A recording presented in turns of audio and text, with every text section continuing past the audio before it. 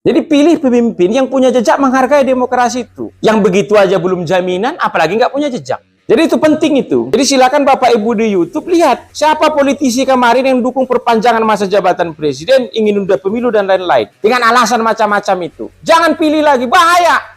Karena Bapak Ibu yang sekarang jadi guru, jadi dosen, jadi petani, jadi nelayan, mahasiswa, terpaksa nanti kita harus keluar lagi dari rumah untuk menyelamatkan demokrasi kita. Kalau orang-orang begitu terpilih. Rusak pikirannya tuh.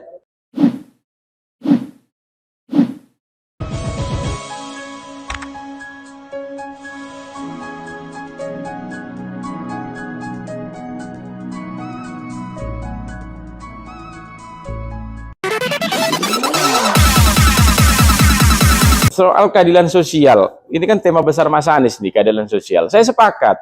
Jadi saya dulu waktu mahasiswa lah ya, dan sampai sekarang ini terus ada di pikiran saya tuh. Kalau kita ingin memimpin bangsa ini gitu, panduannya sebenarnya Pancasila itu aja.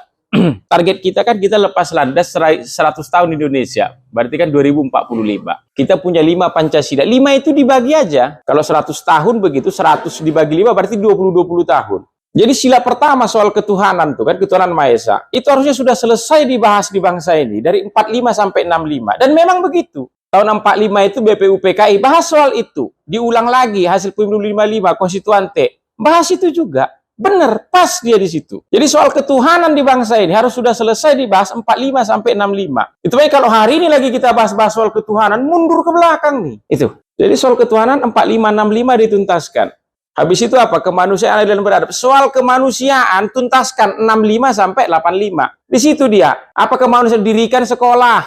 Nggak mungkin hari-hari ini dirikan sekolah. Sekarang tinggal nambah. Itu sekolah SD, Inpres, apa semua segala macam. Tuntas. Bicara soal persatuan begitu. 85 sampai tambah 20, 2005. Pas. Itu. Kita saling mengenal lah ini. Keindonesiaan kita nih. Kan persatuan di situ dikatakan. Jadi kalau dalam bahasa Inggris itu nationality. Karena kalau Pancasila itu nggak bisa diterjemahkan kata per kata tuh. Belief in God nomor 1, ya. Yang kedua tuh humanity, yang ketiga nationality, keempat tuh demokrasi, kelima social justice. Jadi kalau Bapak Ibu misalnya ingin diterjemahkan Pancasila itu nggak bisa. Ketuhanan yang Maha Esa, mau pidato di PBB, apa terjemahannya? Nggak bisa. Itu dia. Jadi persatuan harusnya selesai tuh. 85 sampai 2005. Soal demokrasi, sila keempat tuh. 2005 sampai 2025 ini. Itu makanya ketika kemudian kemarin soal masa jabatan presiden, pemilu reguler itu diotak-atik, ya. Saya salah satu paling marah. Kan itu bagian dari demokrasi. Mau kita mundur lagi ke belakang nih, bahas itu. Saya kemarin jadi pihak terkait di Mahkamah Konstitusi, itu yang saya katakan. Jangan setiap kita pemilu ganti sistem. Kekalkan satu sistem. Itu. Dan ini memang masih fasenya. Soal itu. Baru 2025 sampai 45 katanya keadilan sosial tadi sudah benar. Mas Anies sudah di jalannya. Itu. 2045 ke atas Pancasilanya dibuang. Sudah selesai soalnya. Panduan kan ini. Kita tebalkan lagi nanti. Lebih kita tebalkan lagi. Ini panduan biar tiba 2045 itu. Jadi apa yang dilakukan Mas Anies ini sudah tepat. Karena ketika dia jadi presiden, dia adalah presiden di Pancasila yang kelima itu, soal keadilan sosial itu. Dan memang tujuan kita bernegara itu. Jadi dia menurut saya pribadi begitu, sudah di track yang pas. Tinggal penjabaran terhadap persoalan itulah. Itu. Karena saking pintarnya Mas Anies ini, ibarat musik itu kadang pidatonya itu jazz. Tinggi memang. Itu. Besok mungkin pop lah ini. Pop, dangdut, dan tarling. Gitulah dia ini. Ini penting. Ini penting. Ini tugasnya Mas Henry lah itu. Tetapi saya sedikit pun tidak pernah ragu karena itu nilai-nilai saya itu. Jadi yang kemudian soal demokrasi tadi ya. Jadi gini, awal kita merdeka itu 97% warga bangsa ini buta huruf. Hanya 3% saja yang terpelajar begitu. Tapi lahir pemimpin-pemimpin politik yang pikirannya untuk bangsa. Walaupun cuma 3%. Sekarang terbalik. Ini untuk kita semua nih. Sekarang ini mungkin tinggal 3% ini warga bangsa ini buta huruf. 97% kita ini ya. Kaum cerdik pandai begitu. Malu kita. Itu. Di generasi kita ini sudah lebih banyak orang pintarnya. Rusak bangsa ini di tangan kita.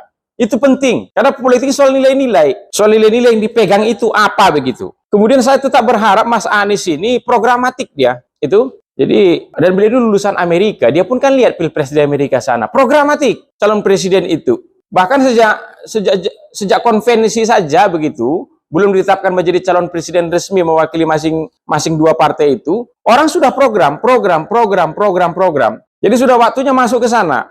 Jadi kita pun para pendukungnya ini, apalagi barisan relawan ini enak ke bawah menerjemahkannya. Itu poin-poin apa yang mau diubah itu tadi udah jelas disampaikan Puang Said Didu. Kemudian begini soal memilih pemimpin ini ya, ada buku bagus sekali tulisan dari Stephen Levinsky. Ini meledak bukunya ini. Silakan nanti teman-teman yang nonton ini di YouTube cari di Gramedia. Apa namanya? How Democracy Die. Mas Anies kalau nggak salah kemarin baca buku itu juga. Nah, mungkin banyak orang bertanya apa isinya itu. Jadi di situ Stephen Levinsky dan Daniel Zibart ya, penulis buku itu membedah soal bagaimana seorang pemimpin yang terpilih ya dapat secara bertahap menumbangkan demokrasi yang membuat dia terpilih itu. Nah, jadi pemimpin itu terpilih melalui proses demokrasi, tapi pasca dia jadi pemimpin ya, dia menumbangkan merusak demokrasi itu sendiri. Jadi di buku cetakan berikutnya ini di bagian depan itu ada tambahan soal Donald Trump dia tulis. Ini penting buat kita. Jadi Stephen mengatakan sejak awal kita sudah bisa menduga kalau Trump akan merusak demokrasi Amerika. Kenapa? Dia katakan di situ karena Trump ini sejak dia muda, sejak mahasiswa ya, tidak pernah dia punya nilai-nilai terhadap demokrasi, terhadap negara gitu. Dalam perjalanan hidupnya gitu. Pantaslah kalau dia nanti duduk ya dan kemudian duduk tuh ya, kemudian dia rusak. Salah satu tujuannya dia masuk soal pengepungan Capitol Hill sebagai simbol demokrasi Amerika dan lain-lain begitu. Ini juga penting buat kita karena tadi kan dikatakan Bang Refli kan yang salah satu yang paling buruk hari ini kan soal demokrasinya di luar pemberantasan korupsinya itu. Kalau tadi misalnya soal penegakan hukum gampang ukurnya. Kalau yang maju ini misalnya Refli Harun, misalnya seperti di Amerika bisa tuh isu itu dibawa. Karena kebetulan kan wakil presidennya siapa namanya ini Biden kemarin itu ya Kamala Harris kan jaksa agung negara bagian California kan gitu. Ini kita bicara soal demokrasinya dulu. Kalau tadi misalnya di sini ada sarjana hukum yang maju ya mantan jaksa agung misalnya bisa kita nilai bagaimana sikapmu dulu terhadap penegakan hukum kan gitu. Tapi soal demokrasi ini semua bisa. Jadi dari 3-4 kandidat di luar sana tinggal lihat. Dan menurut saya seorang Anies Baswedan itu punya jejak bicara soal demokrasi, bicara menghargai demokrasi. Penting ini, kalau kita mau jaminan, ya, kalau terpilih Anies ini, terjaga nggak demokrasi kita ini? Penting sekali tuh, jejak-jejak itu. Itu makanya dalam banyak kesempatan ketika soal periodisasi masa jabatan presiden itu ingin diubah, pemilu reguler ingin diubah itu, saya mengatakan di banyak tempat, catat ini, aktivis politisi yang mendukung soal ya perpanjangan masa jabatan presiden atau ingin menambah masa jabatan presiden atau dia setuju menolak pemilu reguler ini. Jangan pilih, bahaya tuh duduk jadi pemimpin di bangsa ini. Ini soal sikap, soal gini harus tegas. Biar kita tidur enak di rumah. Terpilih pemimpin ini enak kita tidur di rumah. Yang bisnis silahkan bisnis, yang ngajar silahkan ngajar. Nggak perlu kita turun lagi keluar dari rumah untuk menyelamatkan demokrasi. Jadi pilih pemimpin yang punya jejak menghargai demokrasi itu. Yang begitu aja belum jaminan, apalagi nggak punya jejak. Jadi Stephen Levinsky mengatakan itu. Di banyak kejadian yang merusak, menumbangkan demokrasi, orang yang terpilih melalui proses demokrasi itu sendiri. Kenapa itu terjadi? Ada banyak indikator. Salah satunya dia katakan. Sejak awal Trump ini sudah bisa kita duga katanya. Karena sejak dari mahasiswa, dia tidak pernah terlibat dalam gerakan pro-demokrasi atau membuat pernyataan sikap soal apa itu demokrasi. Menurut sudut pandang dia gitu. Jadi itu penting itu. Jadi silakan Bapak Ibu di YouTube lihat siapa politisi kemarin yang dukung perpanjangan masa jabatan presiden, ingin nunda pemilu dan lain-lain. Dengan alasan macam-macam itu. Jangan pilih lagi, bahaya.